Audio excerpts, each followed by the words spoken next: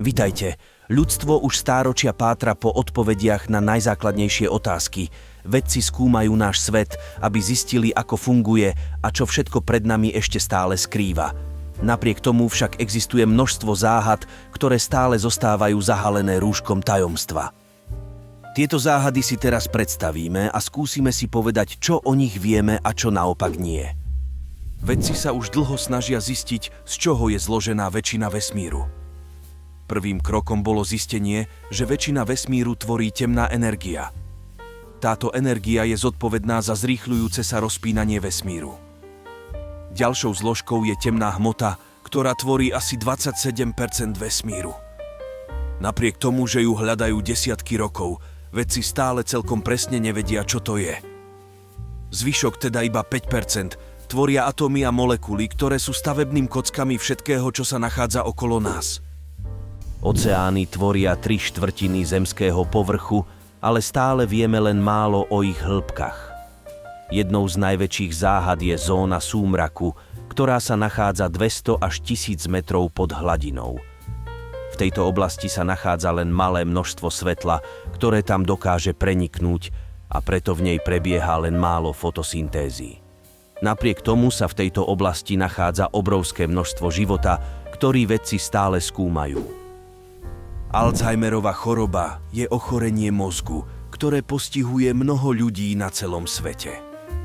Aj napriek tomu, že bolo vykonaných veľa výskumov, stále nie je úplne jasné, čo spôsobuje toto ochorenie. Veda dokázala nájsť niekoľko rizikových faktorov, ako sú napríklad vek, genetické predispozície, stres a zlá strava, ale čo konkrétne ju spôsobuje, zostáva otázkou. Otázka, aký najstarší možný vek, ktorý môže človek dosiahnuť, stále trápi vedcov a vedeckú komunitu. Niektorí vedci veria, že existuje nejaký horný limit, ktorý určuje jediný možný vek človeka. Tento limit sa odhaduje medzi 110 až 120 rokmi. Napriek tomu existujú prípady, keď ľudia žili aj dlhšie, pričom najvyšší zaznamenaný vek človeka bol 122 rokov a 164 dní. Sodimejo, známy aj ako Mbah Goto, bol indonésky muž, ktorý tvrdil, že sa narodil 31. decembra 1870 a že mal 146 rokov. No jeho vek nebol overený a preto nie je zahrnutý ani do záznamov Guinnessovej knihy rekordov. Guľový blesk je zvláštny meteorologický jav, ktorý sa vyskytuje počas búrok. Je to žiarivá guľa, ktorá sa pohybuje vo vzduchu. Vedecká komunita stále plne nepochopila príčinu a mechanizmy, ktoré stoja za guľovým bleskom. Existuje niekoľko teórií, zahŕňajúc možnosti, že ide o plazmu, chemické reakcie v atmosfére, alebo dokonca silné elektromagnetické polia, ale žiadna z týchto teórií nezískala univerzálnu akceptáciu. Množstvo ľudí tvrdí, že ho videli.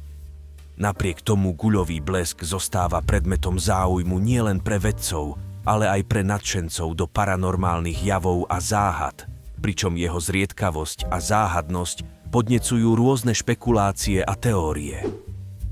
Ľudstvo sa už tisícky rokov snaží pochopiť náš svet a odpovedať na základné otázky. Napriek tomu však existuje množstvo záhad, ktoré stále zostávajú nevyriešené. Týchto 5 najväčších záhad, ktoré sme v tomto videu opísali, nás fascinujú a pre mnohých z nás zostanú nevysvetliteľné. Sú to výzvy pre vedcov a pre celé ľudstvo. A sme na konci tohoto videa. Veríme, že sa vám video páčilo a podporíte nás lajkom a odberom. Vidíme sa pri ďalšom videu.